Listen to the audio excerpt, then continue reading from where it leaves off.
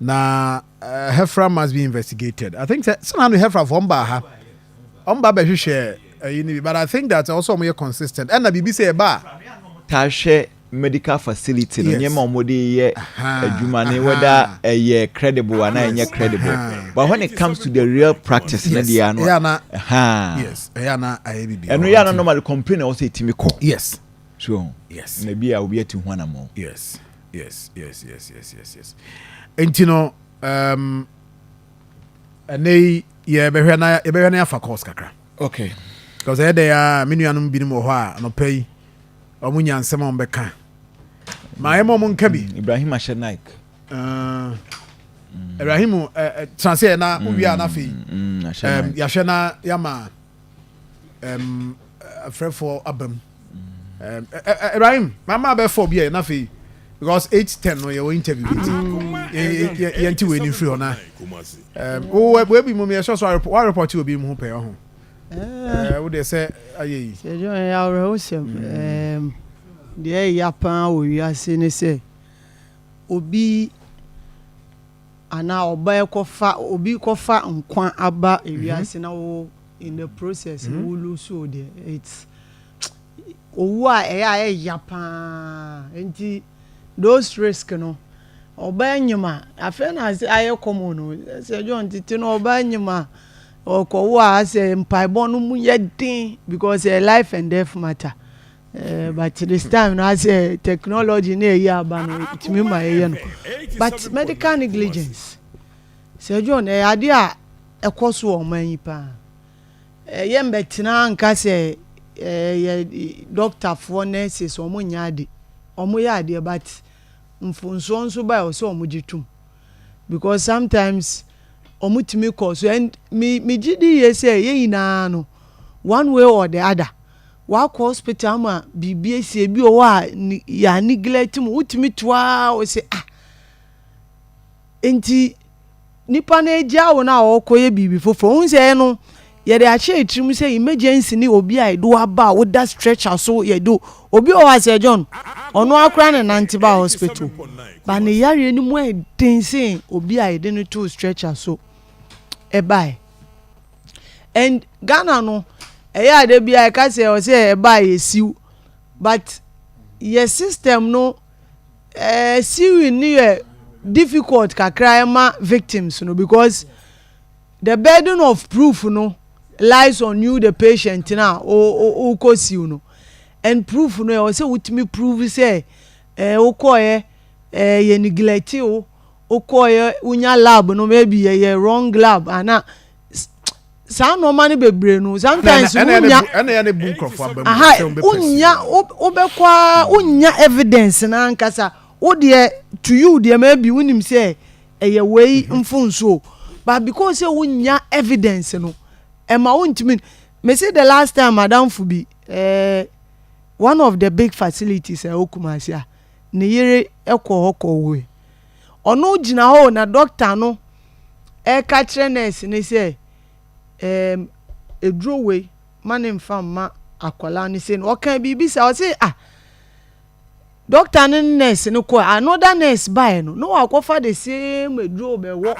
akwala no but fortunately for him because odi kan te say doctor ne kan bibi say no and o say there be on pere na say ye gidigidi nti doctor ne buy no wo busa ono see clearly you can see say doctor no buofu but Sir John okoso koye na ulusu obana ona ni instantly no doctor no on sheda emma unhu say wrong medication na your fault because ebasa na you are suing the entire facility and they also have to defend their own then maybe later no my ba wona wo lusu o this year and of course me ka say me Dr. Frank ankobia ye unse ono that time no ye Ghana Medical Association president and o say ono a doctor we say a lawyer and am me no koye extensive discussion on medical negligence and o say ya dey ekoso pan but say the make no say patient no ebe try or decide say o siu no eno nso another issue because John sebi when find say wako a facility like Confanoche. Now maybe work experience be. Now you want to seal the entire the whole Confanoche as a hospital. Now Osho a home dey affair wo pet a lawyer cry niska ube no. Say John onye financially sounder.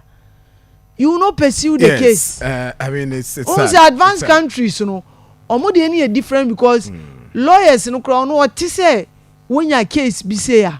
Say John ono na ebe so mama. Yeah. So only the one him so we ni mawa na onya ni percentage. Enti omo no ba ha no afei na say utwa filing fee ni nipa no already ono ni spirit na ye culture no nso no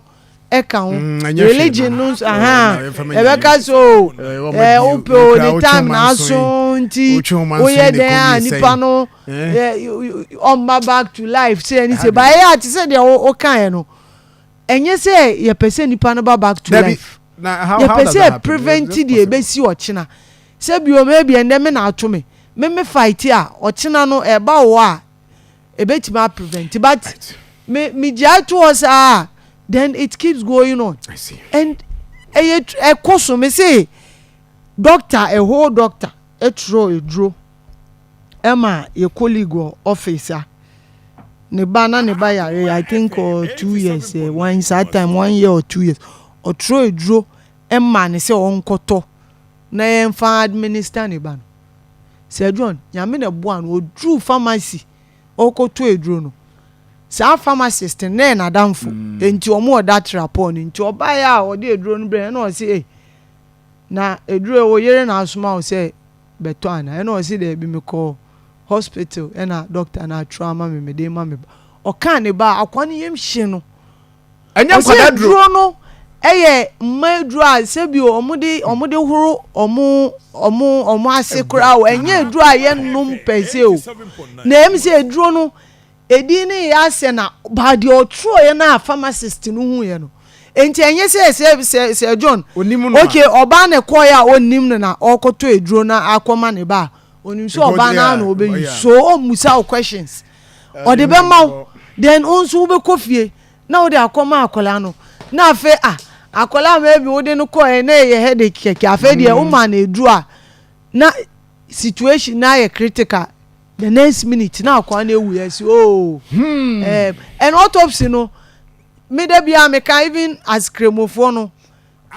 your challenge kakra when it comes to these things autopsy ehun hia pa ba won say per religion ni say nipa wu a ntempa na o say but ye wo bi o a ehun hia say ye autopsy ye timi de prevent bibi eno no na ehun ade we na ku no but he said make a religion into I so any a coach and team my enfane nko fast but we have to be very very careful when it Ibrahim yes sikapa